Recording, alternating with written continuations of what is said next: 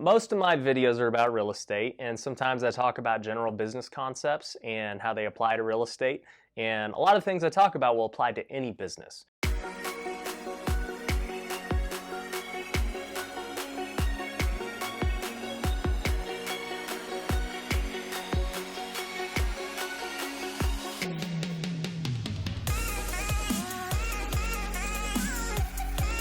This video in particular, I want to talk about two general business things you need to look for when you're starting a business, okay? These are very specific to startup businesses, all right?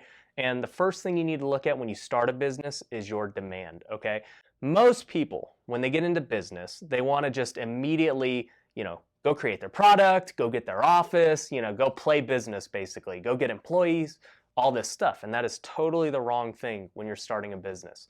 The very first thing you need to do is make sure you have a demand for whatever your business is selling, okay? So if you're selling, I don't know, used computers, or you're selling couches like I used to do, or you're selling something you invented, you've got to make sure there is a market for it, okay? Because a lot of times the best ideas, they may be great ideas, but people don't want them, unfortunately. Like, you've got to sell what people want, not what people need.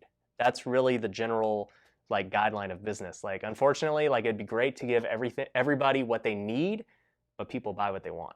So you've got to first test your demand. Now, when you test your demand, you've got to make sure you do it in a way that is as cheap as possible, okay? So whatever the case may be, if you're selling, let's just say, used computers, go and buy only 1 or 2 used computers and see if you could sell them, all right? If you can't sell them, then at least you're only stuck with 1 or 2, or you only lose money on 1 or 2. But if you go out there and you just go to a liquidation store and you go buy a set of 100 of them because they're a better deal, well, you just lost a lot of money because you didn't realize you didn't have a demand for it, okay?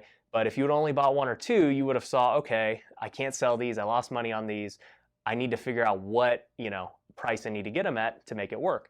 So when you're going for demand, make sure you do it in as cheap a way as possible, all right?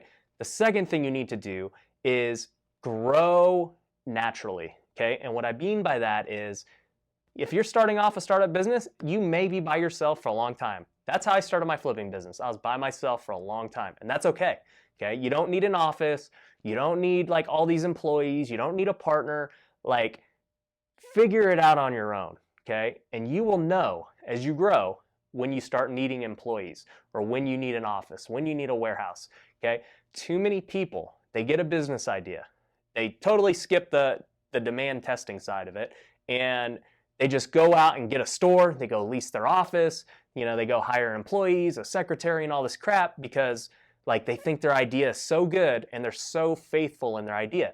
And there's nothing wrong with having faith, but it's not good in starting up a business. You've got to test it first as you go along, and then figure it out and figure out what you need as you go along. Most businesses, they're not going to be like these tech companies where you just get a bunch of seed money and you go and just spend it all and, hit the ground running.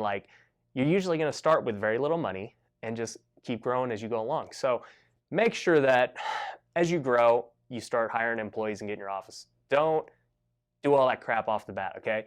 It will cost you money. You're going to run into cash flow problems, and you're going to end up probably going bankrupt when, maybe your business could have made it had you did it slower, okay? You just try to go too fast. So, those are my 2 tips for starting a business. Really first, test if you have the demand, and second, just grow as you go along, okay? Grow naturally. Don't try and force growth. If you do those 2 things, you're going to really limit your downside if the business fails, because the reality is a lot of businesses failed. I've started many businesses that have failed, and I've got some few that have been big hits. So you guys just need to make sure that you're going into business that's gonna succeed, and that you've already tested it out, and that you have a product, and that you're growing slowly once you have a product. If you do those 2 things, you're going to have a successful business, and you're going to limit your downside. So hope that helps for you guys who are starting a business. Thanks.